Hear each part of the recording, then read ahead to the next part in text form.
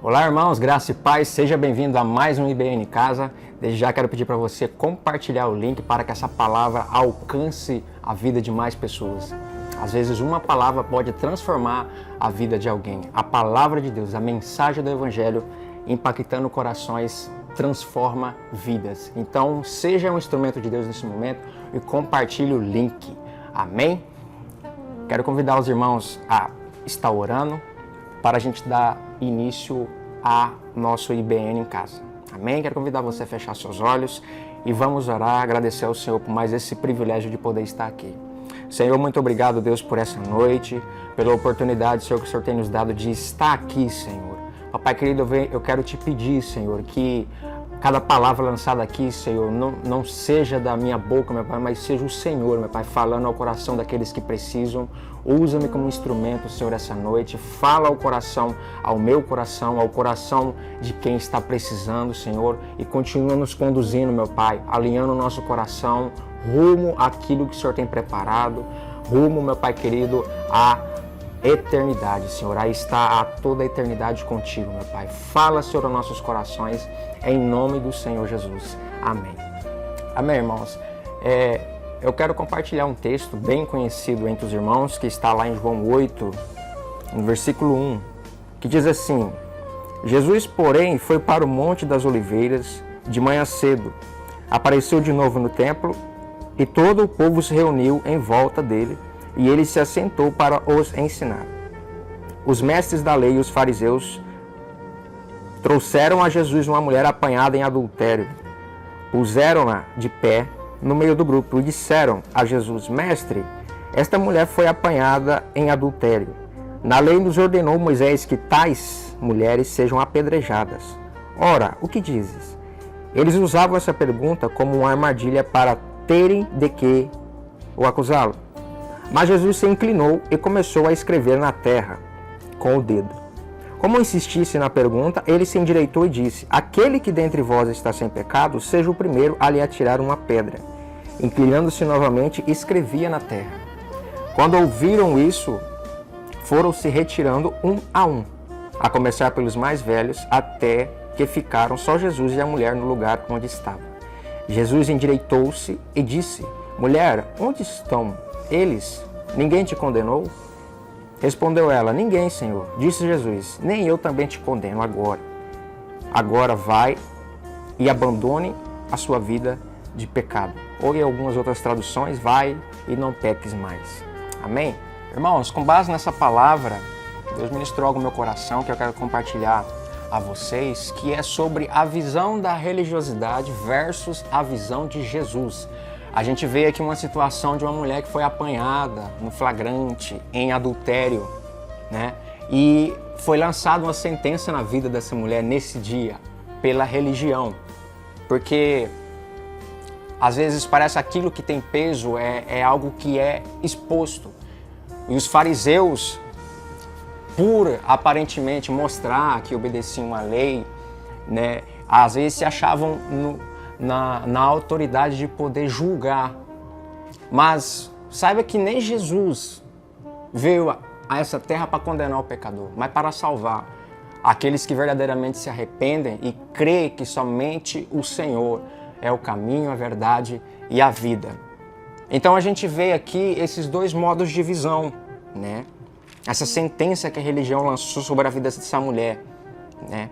Então eu quero apresentar aqui alguns tópicos sobre esses modos de visão que a religião demonstrou na vida dessa mulher e também que Jesus demonstrou na vida dela. E no primeiro ponto, sobre a visão da religiosidade, no versículo 3, diz que os mestres da lei e os fariseus trouxeram a Jesus uma mulher apanhada em adultério. Então a palavra-chave aqui que eu quero enfatizar é apanhada, né? Porque a visão religiosa, ela monitora a vida das pessoas. Ela monitora e persegue. E esse monitorar não é para trazer proteção, mas para acusar. A visão religiosa não monitora para trazer proteção, mas para acusação. Amém? Então, a gente vê nesse tipo de ação que a gente não pode observar a vida do próximo, procurando algum erro para acusá-lo. Se for necessário, às vezes, fazer uma correção, precisamos fazer isso no secreto, no amor. E o próximo ponto, que ainda está no versículo 3, no final do versículo, está escrito: puseram-na de pé no meio do grupo. Então a gente vê que a visão da religiosidade, ela expõe o erro, ela coloca no meio para expor. Você se imagina no lugar dessa mulher. Esse tipo de ação é coisas que ocorrem no secreto, coisas que a gente consegue esconder.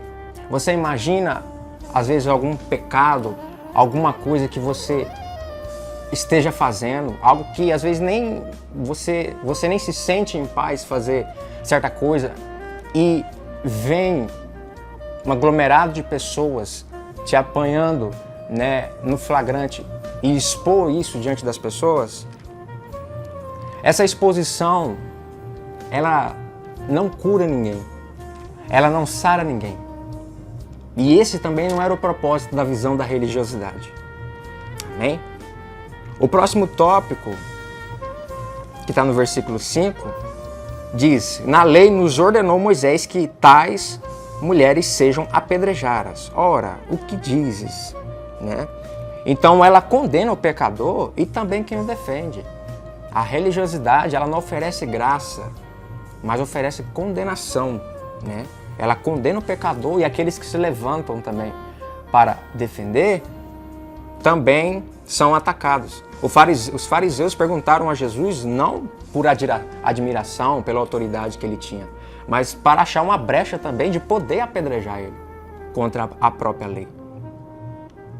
Então, a gente vê aqui uma situação de uma exposição não para poder sarar, curar, oferecer uma segunda chance, mas para trazer condenação.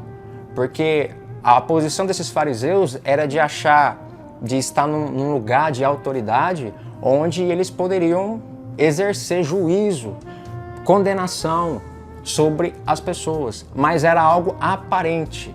Era algo diante das pessoas, porque quando Jesus pergunta, aquele que não tem pecado atire a primeira pedra, todo mundo soltaram as pedras. Então, estava na consciência deles o que eles estavam fazendo, a acusação que eles estavam levando, sendo que eles mesmos não estavam vivendo aquilo que eles pregavam. Amém? Então, esse foi alguns pontos a respeito da visão da religiosidade. Eu quero apresentar alguns pontos da visão de Jesus sobre essa situação. No versículo 6, diz, né, eles usavam essa pergunta como uma armadilha para terem de que acusá-lo. Mas Jesus se inclinou e começou a escrever na terra com o dedo. A palavra-chave que eu quero dizer aqui, irmãos, é o inclinou. Jesus inclinou-se e começou a escrever. Isso mostra pra gente que a gente nunca deve agir de imediato diante desse tipo de situação. Diante de uma oportunidade de você, às vezes, concordar em acusar alguém. Se alguém errou, se alguém pecou, acalme, incline-se. Jesus nos ensina a pensar, a parar, a nunca agir, né? Então, primeiro, analise os fatos. Nunca saia julgando. Primeiro, pense antes de agir. Pense, acalme, não lance sentenças. A palavra do Senhor nos diz que a gente tem o poder como igreja de ligar as coisas da terra ao céu e também a autoridade de desligar. Então a gente precisa tomar muito cuidado a respeito desse tipo de coisa. Nunca condene. O Senhor Jesus não nos chamou para condenar. O Senhor Jesus não chamou a gente para julgar as pessoas. Porque Ele não veio para condenar, mas veio para trazer salvação ao pecador. Amém? Então analise os fatos. O segundo ponto sobre a visão de Jesus, que é: aquele que dentre vós está sem pecado, seja o primeiro a lhe atirar uma pedra. Né? Então Jesus faz um convite antes de julgar, antes de condenar, a gente avaliar a gente mesmo, a ver a nossa situação. Esse momento aqui, segundo a lei, deveria apedrejar. Mas Jesus, ele faz esse convite. Se realmente vocês estão querendo exercer justiça, então todos aqui, infelizmente, vão morrer, né? Porque o único justo que estava lá diante desse momento era Jesus. E ele não condenou. Ele nos convida a gente analisar a nós mesmos e ver se de fato temos essa posição de autoridade de condenar e de julgar as pessoas. Às vezes a gente pode questionar, era justo apedrejar? Sim, né? Então, assim, a gente não pode exigir a justiça. A gente não pode exigir a nossa justiça, mas a de Deus, porque a justiça de Deus, ela é perfeita. Deus é amor, Deus é misericordioso, Deus dá graça, mas o Senhor é o supremo juiz e a sua justiça, ela é perfeita. Amém? Então, não julgue, deixe essas causas nas mãos do Senhor. Não exija justiça, porque se a gente for exigir justiça, o peso cai sobre nós. Amém? Então Jesus, nesse momento aqui, ele também nos ensina a ter compaixão, a dar chance às pessoas que erraram, né? O próximo ponto sobre a visão de Jesus é que saíram um a um, no versículo 9, né? Quando ouviram isso, foram se retirando um, a começar pelos mais velhos, até que ficaram só Jesus e a mulher no lugar onde estava. Então, a gente vê que essa graça do Senhor, ela é constrangedora. Foi pego em ato de adultério, foi pego no pecado. E o Senhor simplesmente dá uma segunda chance para ela, porque, irmãos, aquele dia era o dia da sentença de morte na vida dela. Ela não iria escapar daquilo. E o Senhor ofereceu uma graça que constrange, que nos constrange, uma segunda oportunidade. Então, é algo que às vezes a gente tem que pensar, quantas oportunidades o Senhor já tem dado a mim, tem dado a você, e o que nós temos feito com essas oportunidades que o Senhor tem nos dado, né? E o próximo ponto para finalizar, versículo 11, né? Respondeu ela, ninguém, Senhor. E disse Jesus, nem eu também te condeno. Agora vai, abandone sua vida de pecado. Então, o Senhor, Ele dá uma chance de recomeçar. Às vezes tem situações, pecados, que dependendo do momento, ele é constrangedor. Às vezes tem coisas que acontecem que é complicado você reverter. Mas saiba que em Deus você tem uma nova chance, uma nova oportunidade. Aproveite o tempo que o Senhor tem te dado. Aproveite a liberdade que o Senhor tem te dado nesse momento.